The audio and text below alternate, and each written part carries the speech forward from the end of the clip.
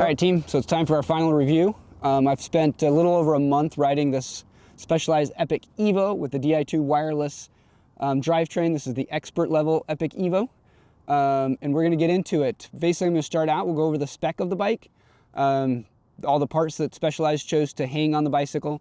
We'll go over all the things that I feel are a good fit on this bike, how the things that I really liked about it, and we'll finish things off with the few things that I did not like, and what I would do to change those. Both the few things that I did not like are very easily remedied.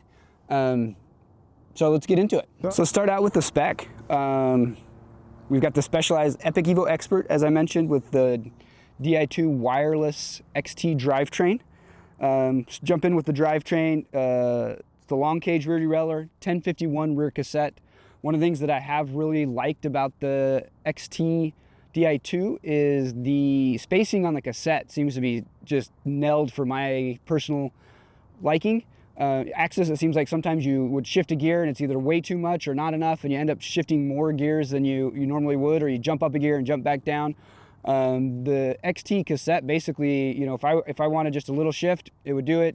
If I know I needed a little bit more, a couple more clicks, and it would jump right up. Really enjoyed that facet of it. XT cranks, super solid. No issues there, as you would expect from an XT crank set. Love the shifter. The shifter is by far my favorite part of the Di2 kit. The buttons are spaced front and rear like the old mechanical shifters, which is just really intuitive for me. Never miss shift. The only time I had any issues with it is if I thought my thumb was in a place that it wasn't. A couple times where I was just resting, had my thumb on the bigger lever, which would make the gears go easier, and hit that thinking that I was on the other lever. Did that once or twice just out of pure not thinking about where my thumb was. XT brakes. Personally, I am a Hope brake guy. I've ridden Hope brakes for almost 20 years. Really like the Hope brakes. XTs function exactly the way I would expect them to. This is the duo piston calipers. A little bit lighter weight than the quads, not as much power. For this bike, functioned great. Definitely did some long downhills, never had any issues. Really put this bike through the paces with the brakes and never, can't complain about it at all. You've got the X-Fusion Manic dropper. For my liking, it's a little bit slow. I like a really fast down and up. I find that I use a post more the faster it is. The one issue that I did have with the dropper was actually in the lever. The last ride I did, the barrel adjuster kept coming loose and making it so the cable was too loose to actually actuate the dropper post. Never had that happen with any lever before. Fixed it 2 or 3 times. It seems to be holding now. It does have the lock nut on there, which again, I fixed that a couple of times. Did have that happen. I don't think that's a normal thing, so, but do think I should mention it. Then of course, this thing is suspended by Fox. This particular model's got the Performance Elite on it, the Evol can on the rear, and then of course the grip damper in the front. Everything functioned pretty much the way you would expect there. I set up the suspension the way that it was recommended on my first ride, and felt like it was just wrong. About halfway through that ride, I changed my opinion. Felt like maybe I wanted to take a volume spacer out of the fork. But after 1 or 2 rides, the settings that they recommended, I fell in love with. I didn't end up changing anything and just feel like the bike handled exactly the way I wanted it to once I got used to it. And then of course the wheels. We've got the Revol hoops laced to 370 DT Swiss hubs. This is the Achilles heel of this bike. The 370 comes with an 18-tooth star ratchet from DT Swiss, which in my opinion is just too slow for really chunky technical riding like we have in Southern Utah. We'll jump into that a little bit more. All right, let's jump into what I liked about the bike. And there was a lot. Just to give you a little bit of background where my opinions come from. My quiver tends to be a single speed hardtail, and typically an enduro or a stump jumper level bike, 150, 160 millimeters of travel. I kind of like those extremes because it gives me the ability to go out and do long rides, but then I have the ability to go and really hammer, do some really techie downhills, maybe go to the bike park, whatever. This bike actually is not something that I would normally ride, but I fell in love with it. It really kind of combined the 2 bikes that I'm used to.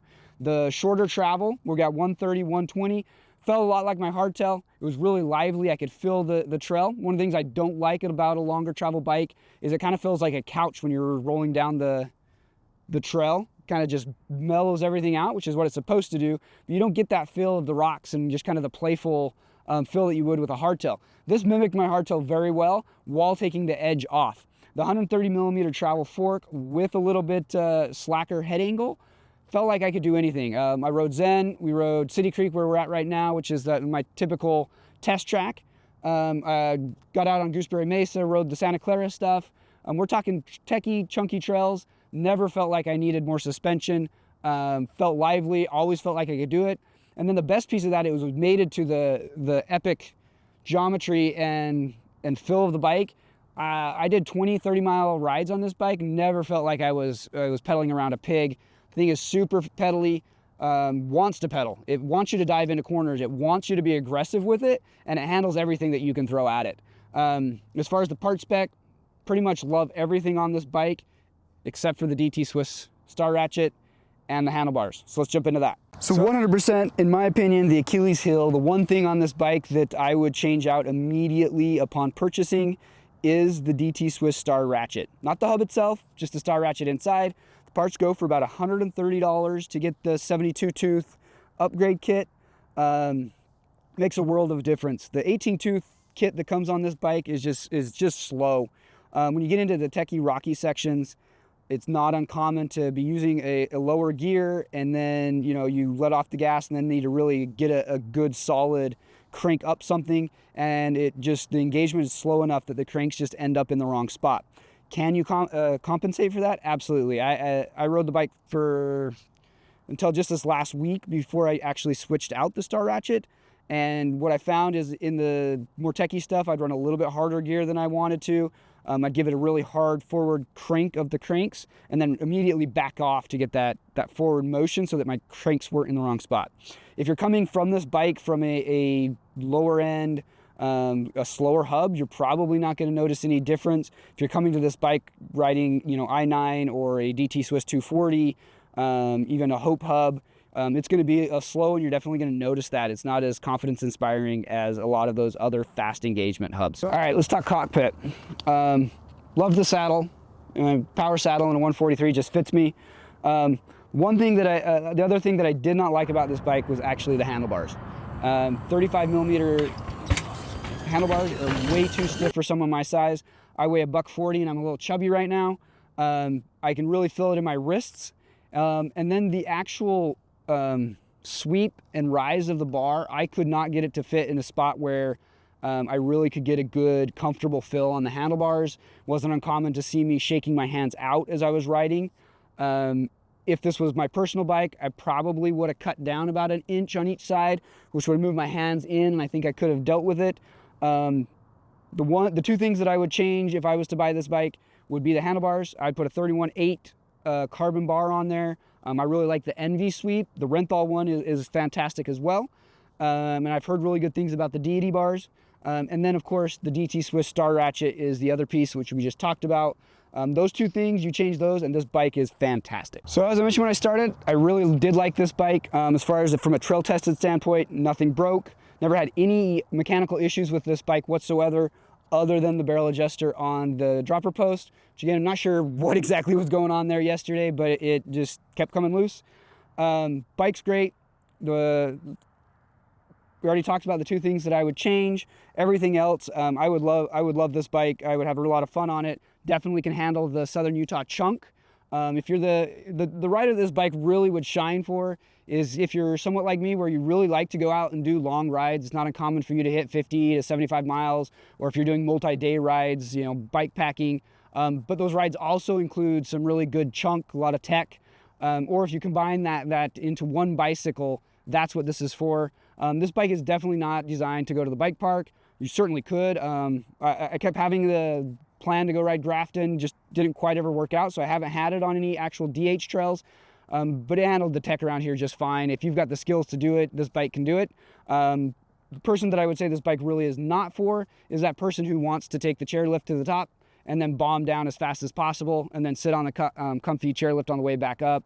Bike park is not this person. Or if you're really like the feel of a 150 or 160 millimeter travel bike where you're doing big drops and that kind of stuff, that's not who this is for. Again, I would say that a NICA racer in Southern Utah would really get a lot of benefit out of this bike. It's super fast, but it's also super capable to handle the techie trails and race courses that we have around here.